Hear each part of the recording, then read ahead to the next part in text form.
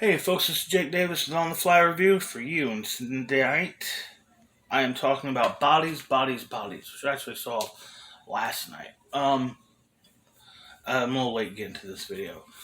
Uh, this film is directed by Halina Regine and stars Maria Baklova, Amanda Stenberg, Pete Davidson, Lee Pace, and Rachel Sennott. The whole setup to this film is horror comedy. A group of old college age, rich kid friends decide that they're going to one of their friends' big mansion in the middle of nowhere, and they're going to hang out there and set out a hurricane and have a hurricane party. Uh, um, but once the power goes out and the and the drugs kick in, people start dropping dead. And of course, with a killer on the loose and no way to escape, there's building pressures and all the old rivalries, animosities, tensions, things never said, backstabbing, betrayals, all start to come to the surface, and the question becomes not so much which one of us could be the killer. Uh, it becomes more along the lines of which one of us isn't possible of being the killer, because they're all just a bunch of pieces of shit. Concepts and themes about this movie I really enjoyed. Uh, I thought the ending, last 5 minutes of the movie, genuinely inspired, absolutely fucking great. Uh, Brilliant stuff there. Um, and I thought a lot of its themes and concepts were without don't really want to give anything away. Were thoughtful and interesting, and I would like to have seen fleshed out and dealt with more. The problem with this movie is that everything was so on the nose and one dimensional. It really was difficult to stay invested in the film. I thought the actresses did okay, but they all really had thankless roles. I mean, when I say one dimensional, I mean everyone is one dimensional. Here's the know-it-all control freak. Here's the ditzy party girl who talks trash about everybody. It's just everyone, and that's another thing.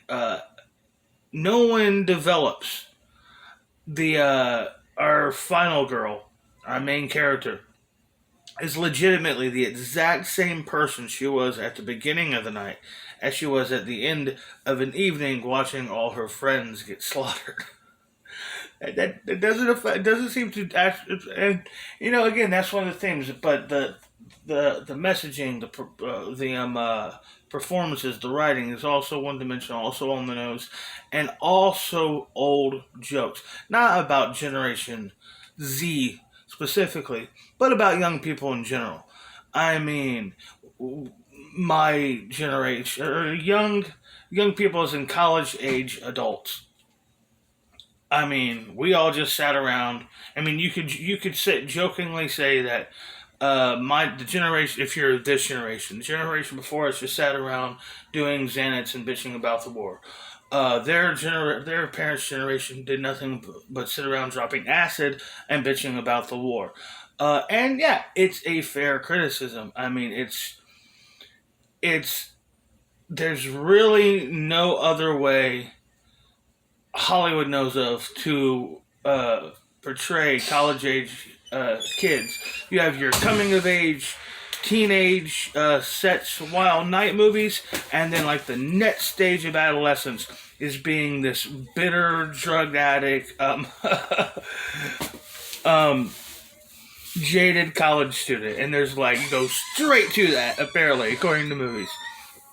So yeah, my problem is it's bad characters and lots of things you've seen before ultimately make the hard movie, excuse me, lady, hard to get through. However, overall payoff of the film I very much enjoyed, and at least one actress in the movie I'd be interested in seeing her in something else. Amanda Stenberg, I know she was. and something when she was a kid. Hunger Games. She was in the Hunger Games when she was a kid. I didn't know it was her until I got to the who was in this until we got to the credits, except for Pete Davidson. Can't stand that guy. So stupid looking. Anyhow, hope y'all enjoyed this review. I guess I'm gonna give it 3.5 stars because what worked really worked for it. But it's not a movie I would, definitely say, hey, you gotta see it. Even though I enjoyed it, and I'll most likely see it again. Anyhow, yeah, I'm Jake Davis, and I'll catch you on the fly. What you doing back there?